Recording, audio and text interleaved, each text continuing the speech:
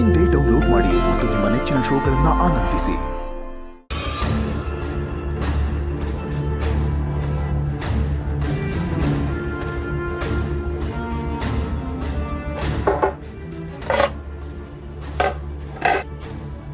ನೀನ್ ಯಾಕೆ ಇದನ್ನ ತರಕ್ ಹೋದೆ? ಅದು ನೀವು ಕೆಳಗಡೆಗೆ ಊಟಕ್ಕೆ ಬರ್ನಿಲ್ವಂತೆ, ಕೆಲ್ಸದವ್ರಿಗೆ ಹೇಳಿದ್ರಂತೆ ಮೇಲಕ್ಕೆ ಊಟ ತಂದ್ಕೊಡು ಅಂತ. ಅದಕ್ಕೆ ನಾನೇ ತಂದಿವ್ನಿ. ಅದು ಸರಿನೇ ಬಿಡು. ಹೇಗೋ ನೀನು ಈ ಮನೆ ಕೆಲ್ಸದವಳೆ ಅಲ್ವಾ?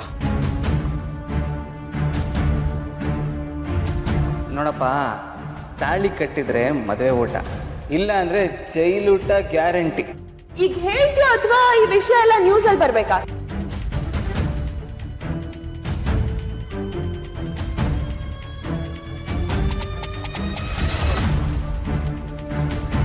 ಏನ್ ಸುಮ್ನೆ ನಿಂತಿದ್ಯಾ? ಕೊಡು.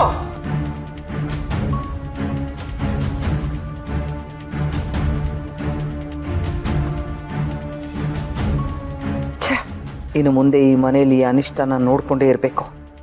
ಹಾಗಂತ ನಾನು ಹಸ್ಕೊಂಡಿರಕ್ಕಾಗತ್ತಾ?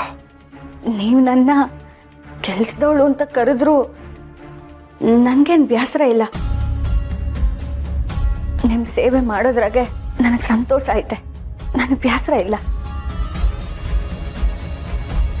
ನಿಂತ್ಕೋ. ಅತ್ತೆ, ಅಡುಗೆ ಯಾರು ಮಾಡಿದ್ದು? ನಾನೇ ಅತ್ತೆ. ಯಾಕೆ? ಹೋಗು ತಗೊಂಬ. ಅತ್ತೆ, ಉಪ್ಪೇನಾದರೂ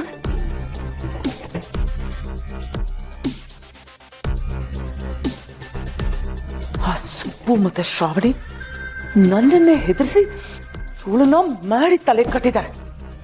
ಹಾಗಂತ ಸಹಿಸ್ಕೊಂಡಿದ್ರೆ ನಾನು ಸೋತ ಹಾಗೆ ಬಿಡಲ್ಲ. ನಿಮ್ಮಿಬ್ಬರು ನಾನು ಸುಮ್ಮನೆ ಬಿಡೋದೇ.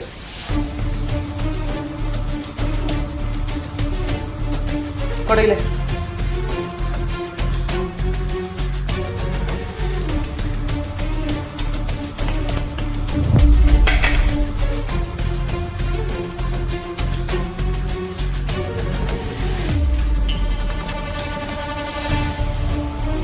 ಅಯ್ಯೋ, ಈಟೊಂದು ಉಪ್ಪು ಯಾಕತ್ತೆ? ತಿನ್ನು. ಆಗಿರೋ ಗಾಯದ ಮೇಲೆ ಉಪ್ಪು ಹಾಕ್ಬೇಕು ಅಂತ ಅನ್ಕೊಂಡಿದ್ಯಾ? ನನ್ನ ಊಟದಲ್ಲಿ ನೀನು ಉಪ್ಪು ಜಾಸ್ತಿ ಹಾಕಿ ನನಗಿನ್ನೂ ಕೋಪ ಬರ್ಸ್ಬೇಕು ಅಂತ ಅನ್ಕೊಂಡಿದ್ಯಾ? ನನಗೆ ಕೋಪ ಬಂದ್ರೆ ಏನಾಗುತ್ತೆ ಅಂತ ನಿನಗಿನ್ನೂ ಗೊತ್ತಿಲ್ಲ ಕಣೆ. ನಿನಗಿನ್ನೂ ಗೊತ್ತಿಲ್ಲ. ಈ ಮನೇಲಿ ನೀನು ನರಕ ಅನುಭವಿಸ್ತೀಯ, ನರಕ.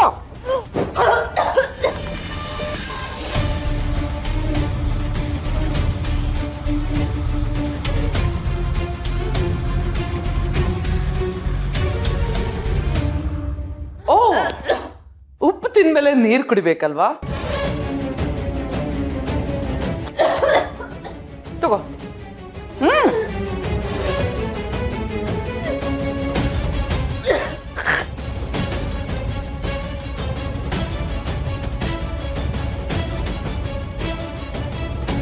ಈ ಮನೇಲಿ ಇನ್ನು ಮುಂದೆ ನನ್ನ ಪಾಲಿಗೆ ಸಿಗೋದು ನೀರಲ್ಲ ಕಣೆ, ಕಣ್ಣೀರು.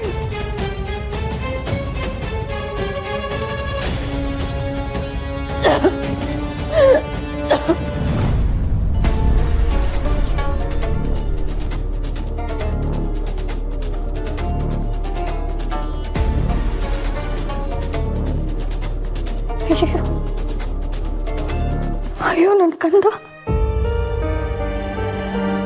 ನನ್ನ ಕ್ಷಮಿಸ್ಬಿಡು ಕಂದ.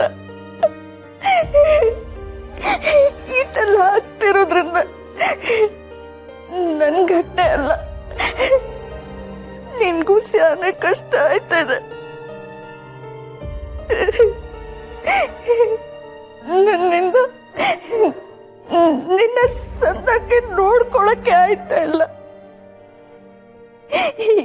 ಈ ಅಮ್ಮನ್ನ ಕ್ಷಮಿಸ್ಬಿಡು ಕಂದ, ಕ್ಷಮಿಸ್ಬಿಡು.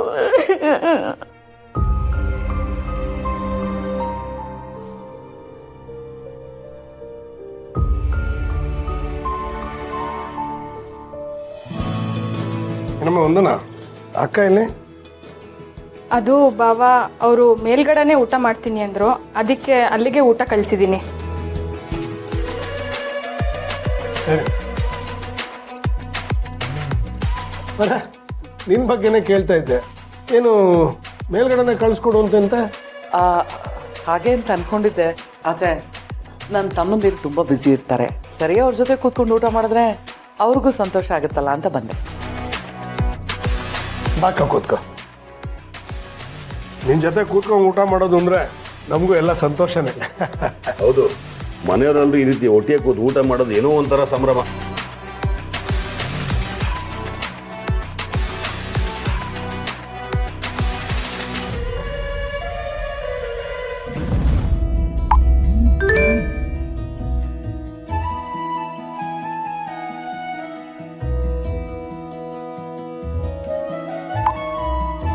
ಓ, ನಮ್ಮ ಸುಬ್ಬು ಫ್ಯಾಮಿಲಿ ಗ್ರೂಪ್ ಕ್ರಿಯೇಟ್ ಮಾಡಿಬಿಟ್ಟಿದ್ದಾನೆ.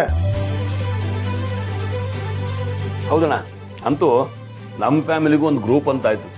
ನನ್ನ ಫ್ರೆಂಡ್ಸ್ ಎಲ್ಲ ಹೇಳ್ತಾ ಇದ್ರು, ಈ ಥರ ಗ್ರೂಪ್ ಮಾಡಿಕೊಂಡು ತಮಾಷೆಯಾಗಿ ಏನಾದ್ರು ಕಳಿಸ್ಕೊಂಡು ಖುಷಿಯಾಗಿದ್ರೆ ಒಂಥರ ಎಲ್ಲರೂ ಒಟ್ಟಿಗೆ ಇರೋ ಫೀಲ್ ಇರುತ್ತೆ ಅಂತ.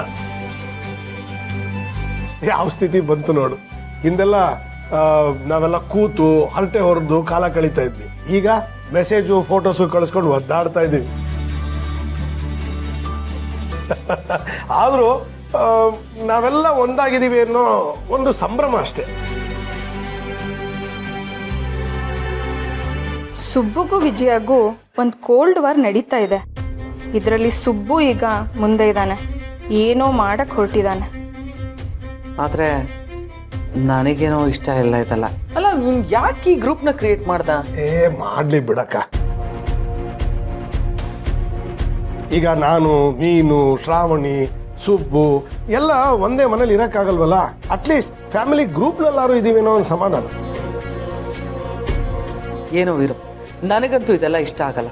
ನಾನು ಎಕ್ಸಿಟ್ ಆಗ್ತಾ ಇದ್ದೀನಿ.